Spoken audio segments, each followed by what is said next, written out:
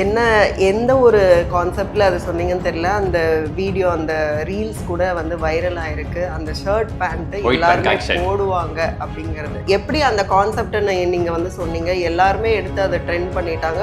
இல்லை மேடம், அதை யூனிக்காக வந்து கட்சி தலைவர் தாவேக தலைவர் விஜய் அவர்கள் அதை அந்த அந்த ட்ரெஸ் கோடில் தான் எப்பயுமே வராங்க. கண்டிப்பாக ரசிகர்கள் அதை கொஞ்சம் ரசிச்சுட்டு இருப்பாங்க அப்படின்றது தெரிய ஆரம்பிச்சிச்சு. இப்படி ஒரு விஷயம் நடக்குமோ அப்படின்ற ஒரு யூகத்தில் தான் நம்ம இங்கே உட்காந்து சொன்னோம். அதே மாதிரி ஷர்ட் பேண்ட்லேருந்து அந்த காப்புலேருந்து எல்லாம் போட்டுட்டு ரொம்ப ஜாலியாக என்ஜாய் பண்ணாங்க. ஒரு ஃபெஸ்டிவல் மாதிரி என்ஜாய் பண்ணாங்க. இதில் அதை விட ஹைலைட்டாக என்னன்னாக்கா, கம்மியாக எடை போட்டவங்களும் இன்னைக்கு வந்து 25 வரைக்கும் வராங்க. அப்படிங்கும்போது விஜய்க்கு வந்து களம் எப்படி இருக்கு மேடம்? 25 வரைக்கும் வராங்க. அந்த 25 வரைக்கும் வர்றவங்க யார் அப்படின்னாக்கா, ஏற்கனவே 5, 4, 7, 8ன்னு சொன்னவங்களே 25 வந்துட்டாங்க. அப்போது நாம் ஆதரவாளர்களாகவும் களத்தில் நேராக பார்த்துட்டு இருக்கோம், ஃபேன்ஸை பார்த்துட்டு இருக்கோம், கட்சி தொண்டர்கள், கட்சி உறுப்பினர்கள் எவ்வளோ பேர் எல்லாத்தையும் பார்த்துட்டு நம்ம அப்போவே நம்ம 25 குறையாது அப்படின்னு நினச்சிட்டு இருக்கிறப்ப, இப்போ நம்மளோட யூகம் அப்படிங்கிறது கிட்டத்தட்ட 40 கிராஸ் பண்ணி போயிட்டு இருக்கு. அவங்க 10% இன்னும் தாண்டாது அப்படின்னு சொன்னவங்க, ஒரு தொகுதி கூட ஜெயிக்காது அப்படின்னு சொன்னவங்க கிட்டத்தட்ட அவங்களே ஒரு 8 தொகுதி வந்துடும், 10 தொகுதி வந்துருக்குறாங்க. பர்சன்டேஜ் 25 வந்துட்டாங்க. அநேகமாக நாளை மறுநாள், அதாவது ஓட்டு வாக்கு எண்ணிக்கைக்கு முதல் நாள் அவங்களே 25, 30க்கு கிட்டத்தட்ட அவங்களே கொண்டு வந்துருவாங்கிறப்ப அவங்களுக்கே தெரியுது நமக்கு ஓட்டு விழலை. திமுகவுடைய ஆதரவாளர்கள், பத்திரிகையாளர்கள்லாம் பார்க்கும்போது விஜய் மேலே பயங்கர ஒரு கோவத்தில் இருக்கிறாங்க. பத்திரிகையாளர்கள் என்ன நினைக்கிறாங்க, ஒரு எங்கேயோ ஒரு ஈகோ தான் மேடம். அவங்களால கணிக்க முடியாமலாம் இல்லை. இப்போ வரைக்கும் என்ன சொல்லிட்டு இருக்காங்க, இது ஒரு மாயமான தேர்தல், இது ஒரு அதிசய தேர்தல், கணிக்கவே முடியல, எங்களுக்கு ஒரு தயக்கமாக இருக்குது அப்படின்னு சொன்னாங்க. என்னை பொறுத்த வரைக்கும் இந்த தேர்தல் கணிக்க முடியாத தேர்தல்லாம் இல்லை, ஈஸியாக கணிக்க முடியாத தேர்தல் தான். அவர்கள் கணிக்க தயங்கவில்லை, சொல்லத்தான் தயங்குகிறார்கள். தமிழக வெற்றி கழகம் ஆட்சி அமைக்கும், விஜய் அவர்கள் ஆட்சி அமைப்பார் என்று சொல்லத்தான் தயங்குகிறார்கள் தவிர தெளிவான கருத்து கணிப்பு, மக்கள் எல்லாம் ஓட்டு போட்டு வந்தோன்னே இந்த கட்சிக்கு தான் ஓட்டு போட்டு வந்தோன்னு தெளிவாக சொல்லும்போது இதுக்கு மேலே உங்களுக்கு கருத்து கணிப்பு பண்ணுறதுக்கு என்ன விஷயம்னு தெரியல, இதில் என்ன தயக்கம்னு தெரியலையே. யங்ஸ்டர்ஸ் நிறைய பேர் ஓட் பண்ணியிருக்காங்க. ஆனாலும் விஜய் தான் சிஎம் இப்படிலாம் வந்து தாவேகாவினர் வந்து ஹைப் பண்ணுறது, அது வந்து இப்போ May 4th அன்னைக்கு எல்லாரும் வந்து அடங்கிடுவாங்க. அது வரைக்கும் அவங்களுடைய அந்த ஆரவாரம் அதெல்லாம் வந்து அது வரைக்கும் தான் இருக்கும் அப்படின்னு எல்லாம் கூட சொல்றாங்க. எந்த கட்சியோட கூட்டணியும் இல்லாமல் தனித்து நின்று ஒருத்தன் போட்டு கலக்கிட்டு தமிழ்நாடே கதிகாலங்க வச்சு 2026 எலெக்ஷனோட கிங்கா இருந்துட்டு இருக்காரு.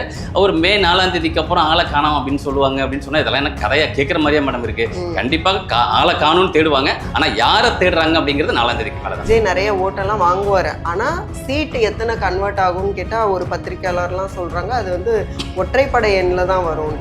ஓட்டு வரும், சீட்டா மாறாது. இதெல்லாம் சும்மா கதை விட்டுட்டு இருக்கலாம் மேடம். ஓட்டெல்லாம் எங்க மேடம் போகுது, குப்பைக்கு போகுது எல்லாம். கண்டிப்பா இன்னைக்கு 18 to 19 இயர்ஸ் முதல் முறை வாக்காளர்கள் கிட்டத்தட்ட 15 லட்சம் பேர் வாக்களிச்சிருக்காங்க. அடுத்து ஒரு 10 வருட கேப்லையும் 1 கோடி பேர் இருக்காங்க.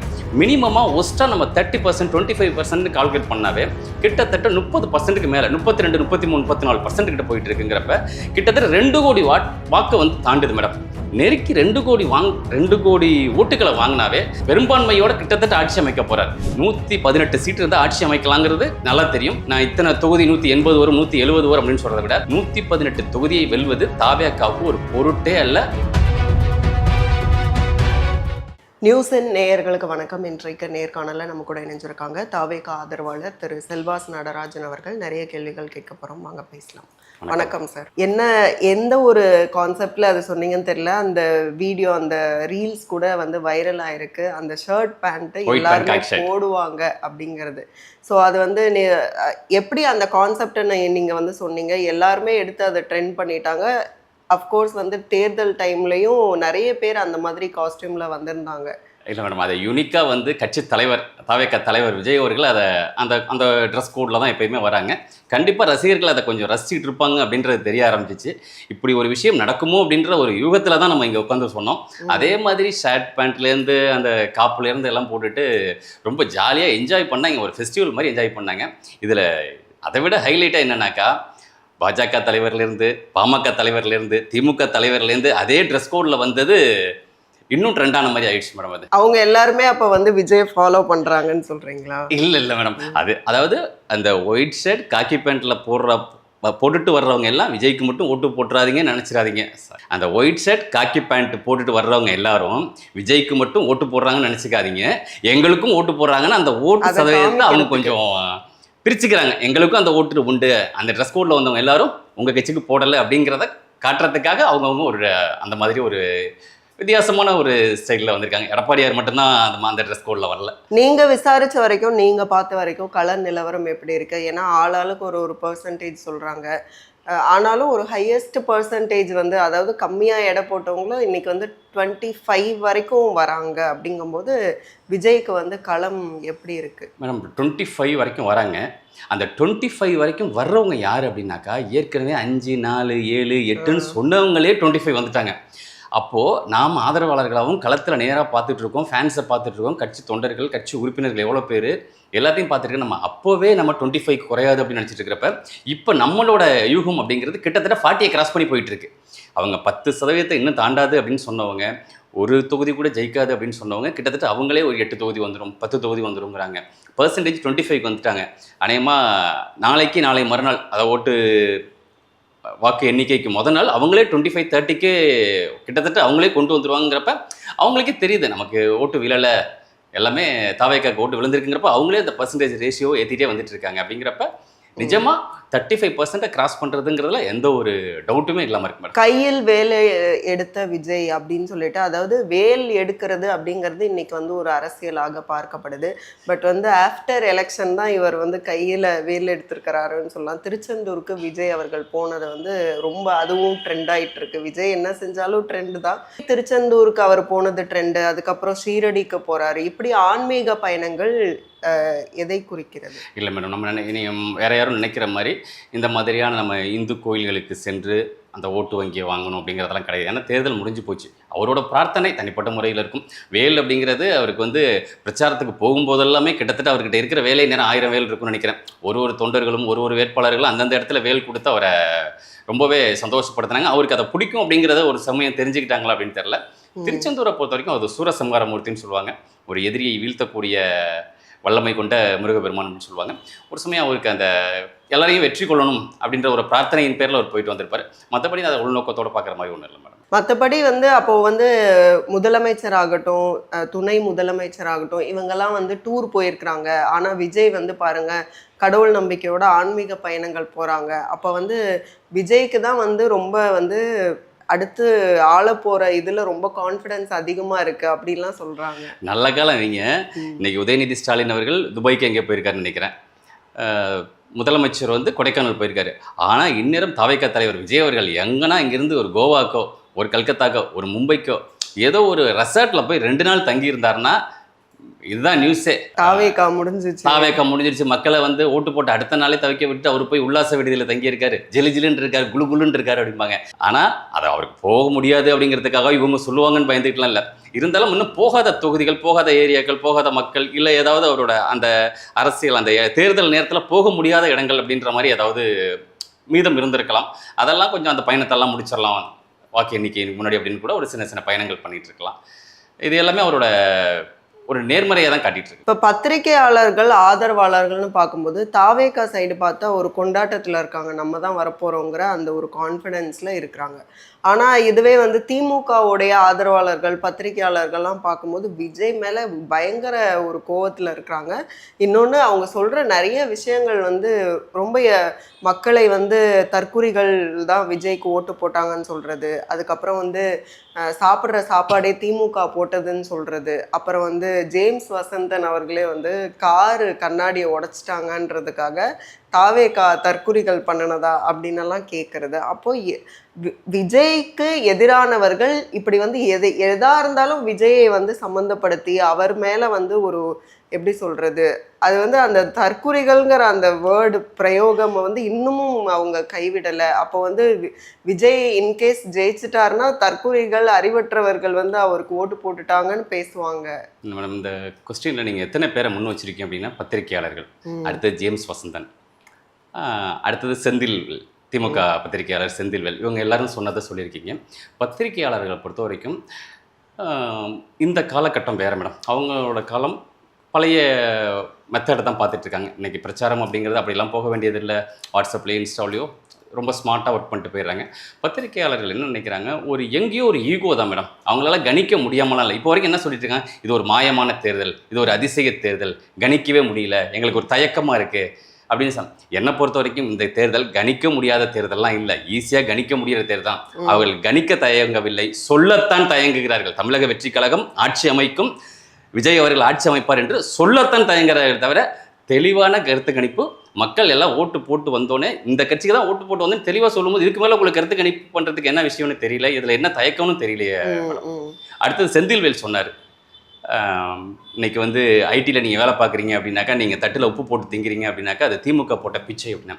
இதை எந்த ஐடியில் வேலை செய்கிறவனோ இந்த வீடியோ கேட்டாங்கன்னாக்கா செந்தில்வேலை என்ன வார்த்தையால் திட்டுவாங்க அப்படின்னே தெரில. இந்தியாவிற்கு முதலில் கம்ப்யூட்டரை கொண்டு வந்ததே ராஜீவ்காந்தி தான். அடுத்தது கலைஞர் தான் வந்து கம்ப்யூட்டருக்கு என்னென்ன செய்ய வேண்டும் என்று அழகாக செய்து கொடுத்தார். அதாவது ஒரு விஷயம் பொதுவெளியில் பேசணும், ஒரு பத்திரிகையாளர் ஊடகவியாளர்னா அதில் உண்மை இருக்கணும் மேடம், ஊர்ஜிதம் இருக்கணும், வார்த்தைகளை கண்ணா பின்னாலாம் பயன்படுத்த முடியாது. 1950 இந்தியாவில் கல்கட்டாவில், வெஸ்ட் பெங்காலில் கல்கட்டாவில் கம்ப்யூட்டர்லாம் வந்துருச்சு மேடம். 1960 சென்னை ஐஐடியில் கம்ப்யூட்டர் இருந்துச்சு. இவர் ராஜீவ்காந்தி தான் உள்ளே கொண்டு வந்தார். கலைஞர் தான் ஜாவா, ஆரக்கல், விசி ப்ளஸ் இதெல்லாம் சொல்லி அவர் கண்டுபிடிச்சி கொண்டாந்து மக்களை நீங்கள் போய் ஐடியில் வேலை பாருங்க அப்படின்னு சொன்ன மாதிரி அந்த காலகட்டத்தில் மக்களுக்கு கம்ப்யூட்டர் வேணும்னாக்கா அந்த தமிழகத்தை எந்த கட்சி ஆண்டு கொண்டு இருந்ததோ அந்த கட்சி அந்த தேவையை பூர்த்தி பண்ண தானே வேணும். அவங்க சொந்த பணத்துலேருந்தெல்லாம் என்ன பண்ணல. திமுக போட்ட பிச்சுன்னா திமுக வந்து அன்றைக்கி ஒரு கம்ப்யூட்டர் கோர்ஸ் அறிமுகப்படுத்திருச்சு அப்படின்னாக்கா அதை படிச்சுட்டு போயிட்டு அவங்க எல்லாருமே திமுகவுக்கு ஓட்டு போட்டுகிட்டே இருக்கணுமா, இல்லை திமுக வாழ்க்கைன்னு கோஷம் போட்டுகிட்டே இருக்கணுமா? அவங்க அடுத்த விஷயத்தை நோக்கி போக வேணாமா? அவரோட வார்த்தை, அவரோட பேசுனது எல்லாமே முழுக்க கண்டிக்கத்தக்கது மேடம். அடுத்தது இன்னொரு முக்கியமான ஆள் சொன்னீங்க, ஜேம்ஸ் வசந்தன், பிரபல இசையமைப்பாளர். அவர் ஆக்சுவலாக பிரபல இசையமைப்பாளரா ப்ராப்ள இசையமைப்பாளரா அப்படின்னு கேட்குற அளவுக்கு, அதாவது விஜயோட ரசிகர்கள் எல்லாம் அறிவில்லாதவர்கள், தற்குறிகள். அவரை பெற்றோர்களும் வந்து பிள்ளைய சரியாக வளர்க்காதவங்க. இவர் வந்து ரொம்ப சரியாக கணிக்கிறார் அப்படிங்கிறவ நான் அழகாக பதிவுகள்லாம் ரொம்ப தமிழ் வார்த்தைகள்லாம் பயன்படுத்தி அவரோட தமிழை வேணால் நம்ம சந்தோஷப்பட்டுக்குவோம். தமிழ் வார்த்தைகள்லாம் பயன்படுத்தி இப்படி வளர்த்துருக்கக்கூடாது, இப்படி வளர்த்துருக்கக்கூடாது அப்படின்னு சொல்லிட்டு போட்டுட்ருக்காரு. இவருக்கு நேசாக வேர்த்தாலும் அதுக்கு காரணம் தாவேக்காவோட உறுப்பினர்கள் தான், அவர் பாஷையில் சொல்லப்போனால் தற்குறிகள் தான். இவருக்கு மண்டையில் முடி கொட்டினாலும் அதுக்கும் தாவேக்காவோட தொண்டர்கள் தான். காரு கண்ணாடியை உடைச்சவன் அவன் இன்னைக்கு ஒரு நாளைக்கு எத்தனை காரு கண்ணாடி உடஞ்சிட்டு இருக்கு, தெரிஞ்சு உடைக்கிறாங்க, தெரியாமல் உடைக்கிறாங்க. இதெல்லாம் நான் சரின்னு சொல்லவில்ல. எந்த விஷயம் உன் வீட்டில் சொந்தமாக பர்சனலாக ஒரு விஷயம் நடக்குது, அதுக்கு போய் தாவேக்கா தற்குறிகளா தெருதலைகளா அப்படின்னாக்கா இன்னைக்கு அதே மாதிரி நிறைய விஷயங்கள் திமுக காரவங்களோ அதிமுக காரவங்களோ செஞ்சாக்கா நம்ம சொல்ல முடியும் மேடம், இது வந்து திமுகவோட ஊழல் பேர் வழி தான், திமுகவோட லஞ்சவாதிகள் தான் அப்படின்னு சொல்ல முடியுமா? அதனால கண்மூடித்தனமாக ஒருத்தவங்க மேலே குற்றம் சாட்டுறது வந்து ரொம்ப தப்பு மேடம். இன்னொரு பக்கம் வந்து தாவேக்காவினர் அவங்களுக்கு வந்து யங்ஸ்டர்ஸ் நிறைய பேர் ஓட் பண்ணியிருக்காங்க, ஆனாலும் விஜய் தான் சிஎம் இப்படிலாம் வந்து தாவேக்காவினர் வந்து ஹைப் பண்ணுறது, அது வந்து இப்போ May 4 அன்னைக்கு எல்லாரும் வந்து அடங்கிடுவாங்க, அது வரைக்கும் அவங்களுடைய அந்த ஆரவாரம் அதெல்லாம் வந்து அது வரைக்கும் தான் இருக்கும் அப்படின்னு எல்லாம் கூட சொல்கிறாங்க. இது வந்து தன்னை வந்து ஒரு கான்ஃபிடென்ட்டாக காட்டிக்கிறாங்க. ஏன்னா அந்த வடிவேல் படத்தில் சொல்லுவாங்களே, பில்டிங் ஸ்ட்ராங்கு பேஸ்மெண்ட் வீக் அப்படிங்கிற மாதிரி இவங்களுக்கு பேஸ்மெண்ட்டு வந்து வீக்காக ஆடிக்கிட்டு தான் இருக்குது. மேலே இவங்க கான்ஃபிடென்ட்டாக காட்டுறதுக்காக எங்கள் கட்சி தான் ஜெயிக்க போகுது, நாங்கள் தான் ஓட்டு வாங்க போகிறோம், நாங்கள் தான் ஆட்சி அமைக்க போகிறோம், அந்த கட்சியில் ஒன்றுமே இல்லை, விசில் அடிப்பாங்க, 4ஆம் தேதிக்கு அப்புறம் அவங்க ஓய்வு எடுத்துருவாங்க, கட்சி தலைவரும் ஓய்வு எடுத்துருவார், திருப்பி அடுத்த எலெக்ஷனுக்கு தான் வருவாங்க அப்படின்ற விமர்சனங்கள் நானும் பார்த்துக்கிட்டு தான் மேடம் இருக்குது. நிஜமாக May 4ஆம் தேதிக்கு அப்புறம் ஓய்வு எடுக்க போகிறவங்க யார் அப்படிங்கிறத நிஜமாவே தெரியும் மேடம். சாதாரண விஷயமா பண்ணியிருக்காரு. ஒரு 3 வருஷத்தில் ஒரு கட்சியை ஆரம்பித்து அந்த கட்சி எந்த வழியில் கொண்டு போகணுமோ அத்தனை பொறுப்பாளர்கள் நிர்வாகிகளை போட்டு 234 தொகுதிகளுக்கும் வேட்பாளரை போட்டு தன்னால் எவ்வளோ முடியுமோ, அதாவது உழைக்கலாங்கிறாங்க. இன்றைக்கி உழைக்கிறதுங்கிறது மூட்டை தூக்குறதும் தள்ளுவண்டி தள்ளுறதும் இல்லை மேடம். அந்த வெயிலில் காலைல 9 மணி 10 மணிலேருந்து 6 மணி வரைக்கும் யாரால் மேடம் நிற்க முடியும்? அந்த காரில் ஒரு ஓப்பன் பிளேஸ், ஓப்பன் வேனில் அதெல்லாம் நின்றுட்டு அந்த வெயிலில் வர முடியுமா? நீ கவனிச்சிருப்பீங்க, நான் பார்த்துருப்பீங்கன்னு நினைக்கிறேன் அந்த கேம்பெயினில்.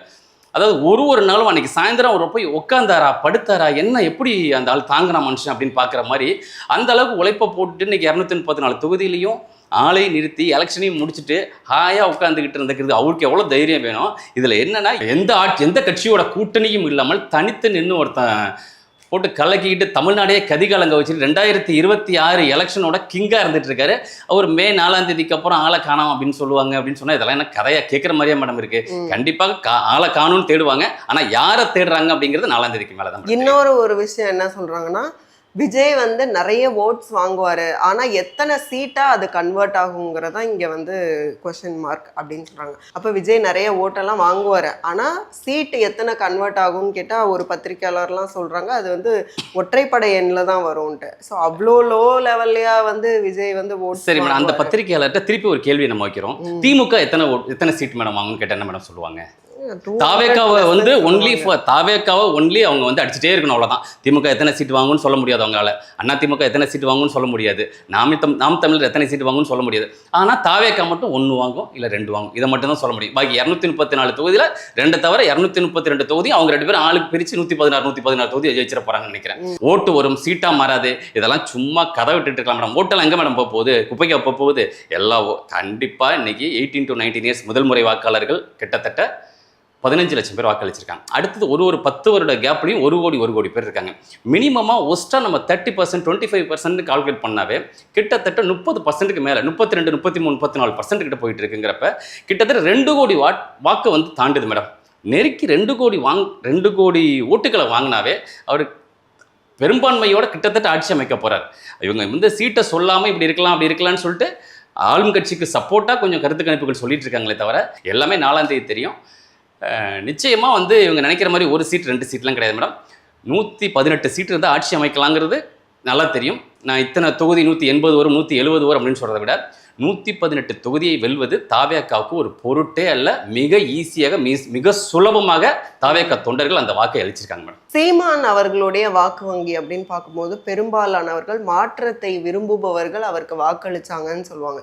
தமிழ் தேசியம் அப்படிங்கிற அந்த சித்தாந்தத்தை தாண்டி அந்த மாற்றம் வேணும், திமுகவும் வேண்டாம் அதிமுகவும் வேணான்னு வாக்களிச்சவங்க பண்ணியிருப்பாங்க. இந்த முறை எல்லாரோட வாக்குகளையும் பிரித்து விஜய் எடுக்கிறாருங்கும் போது சீமான் அவர்களுடைய வாக்கு வங்கி அப்படிங்கிறது 8லேருந்து எவ்வளோக்கு போகும்? இது சொன்னால் இன்னும் கமெண்ட்ல நிறைய திட்டுவாங்க தான். ஆனால் நம்ம உண்மை நிலவரத்தையும் நம்ம சொல்லி தான் ஆகணும். கண்டிப்பாக 8லேருந்து 4க்கு கீழே போகிறதுக்கு வாய்ப்பு இருக்குது மேடம். இது வந்து ஏற்றுக்கிறது கஷ்டமாக தான் இருக்கும், நிறைய பேர் திட்டுவாங்க. ஆனால் உண்மை நிலவரம் 4ஆம் தேதிக்கு அப்புறம் நீங்கள் ஓட்டு கவுண்ட் பண்ணிட்டு பார்த்துட்டு அதுக்கப்புறமா நீங்கள் திட்டுங்க, அவ்வளோதான். கண்டிப்பாக அந்த 36 லட்சம் ஓட்டெல்லாம் இப்போ கிடைக்காது. ஏன்னாக்கா தலைவரை அன்னைக்கு ஏற்றுக்கிட்டாங்க. எல்லாமே வந்து 3ஆவது ஒரு கட்சி வேணும், நல்லா பேசுகிறாரு, நிறைய சிந்தனையோடு இருக்கார், நிறைய அறிவோடு இருக்கார், நிறைய தற்சார்பு கொள்கைகள்லாம் கொண்டு வராரு, நல்லா பண்ணுவார் அப்படின்னு நினச்சாங்க. ஆனால் இவர் நாளாக ஒவ்வொரு வருடங்களுக்கும் பேச்சில் முரண் ஏற்பட்டுக்கிட்டு இருக்கு. திடீர்னு நல்லா இருக்கிற பெரியார் தான் எனக்கு குரு, பெரியார் தான் எனக்கு கொள்கைவாதி அப்படின்னு சொல்லிட்டு வந்தவர் திருப்பி அந்த பெரியாரையே தூக்கி போட்டு திட்டிகிட்டு இருக்காரு. திருப்பி சம்மந்தம்லாம் வந்து பிராமண கடப்பாறை அதெல்லாம் சொல்லி நிறைய பேர்கிட்ட ஒரு நிறைய பேட் இம்ப்ரெஷன் வாங்கிட்டாரு. மக்கள்கிட்டையும் மாற்றி பேச ஆரம்பிச்சிட்டார். நிறைய கதைகள்லாம் விடுறாங்க அப்படின்னு மக்கள் வந்து அவரை வந்து ஏற்றுக்க தயாராக இல்லை. அப்படிங்கிறப்ப இன்னொன்று ஓட்டுகள் பெரிய தான் செய்யும். அடுத்த ஒருத்தவங்க வரும்போது நாம் இந்த தலைவரை ஏற்றுப்போம் அப்படின்னு வரும்போது 8%லேருந்து 4%ங்கிறது நான் டீசெண்டாக சொல்கிறேன். இன்னும் குறையிறதுக்கு வாய்ப்பு இருக்கலாம். அதிமுகவுடைய நிலை இந்த எலெக்ஷனில் என்னவா இருக்கும்? இதுக்கும் அதே பதில் தான் மேடம். அதிமுக காரவங்களும் திட்டுறத எனக்கு மே 4ஆம் தேதிக்கு அப்புறம் எலெக்ஷன் ரிசல்ட்டு சீட்டெல்லாம் வாங்கினதுக்கு அப்புறம் உங்களோட வாக்கு வங்கியை பார்த்துட்டு திட்டுங்க. 2026 சட்டமன்ற தேர்தலில் அண்ணா திராவிட முன்னேற்றக் கழகம் எம்ஜிஆரால் ஆரம்பிக்கப்பட்டு அம்மையார் ஜெயலலிதாவால் வழிநடத்தப்பட்டு இன்று எடப்பாடியார் அவர்கள் கொண்டு செல்லுகின்ற முறையிலும் அந்த கட்சியில் உள்ள நிர்வாகிகள் பொறுப்பாளர்களோட அதிருப்தியால் சொல்வதற்கு கஷ்டமாக இருந்தாலும் அதல பாதாளத்திற்கு சென்றுவிடும் என்பதில் எந்த சந்தேகமும் இல்லை. எத்தனை தொகுதி எத்தனை சீட் அப்படின்றத விட 3ஆவது கட்சியாக போனாவே அது அதிமுகவுக்கு பெரிய இழப்பு தான். கண்டிப்பாக அந்த இடத்தை தான் அது பெறுவதற்கான வாய்ப்பு நிறைய இருக்கிறது.